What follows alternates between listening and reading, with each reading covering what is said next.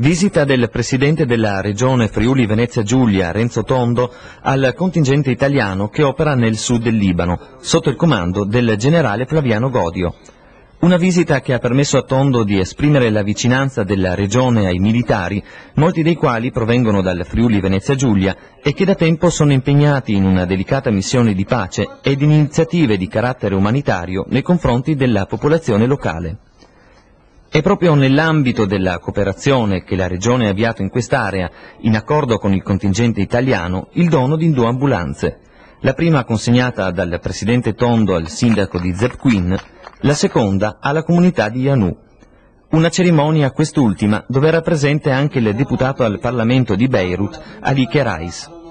Nel ringraziare l'Italia per la presenza in Libano, Kerais ha sottolineato l'importanza del ruolo del contingente UNIFIL in un'area particolarmente colpita, non solo per il mantenimento della pace, ma per l'azione anche di supplenza istituzionale svolta a favore della gente. Particolare anche il ringraziamento del sindaco di Yanù, che ha annunciato in segno di concreta riconoscenza l'intitolazione al Friuli Venezia Giulia di una biblioteca che sarà aperta a breve. Inaugurazione ufficiale anche per un ambulatorio medico nella località di Al-Mansuri. Sponsor la provincia di Gorizia, la struttura servirà a una popolazione di circa 5.000 abitanti.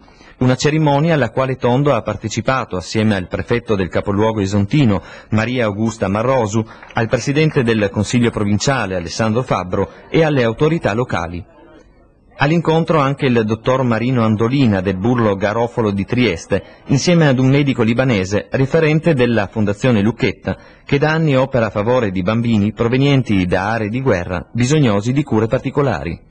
Il governatore ha poi continuato la visita al contingente italiano, sempre accompagnato dal generale Godio, che ha ringraziato la regione Friuli Venezia Giulia per la sensibilità e la non comune concretezza dimostrata nei confronti dei militari italiani e soprattutto della popolazione libanese.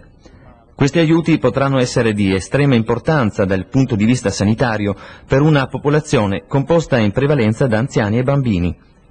L'amicizia e la gratitudine del popolo libanese sono, ha concluso Godio, il più bel regalo che potessimo ricevere in questa nostra missione di pace, che a breve ci vedrà concludere il nostro impegno operativo.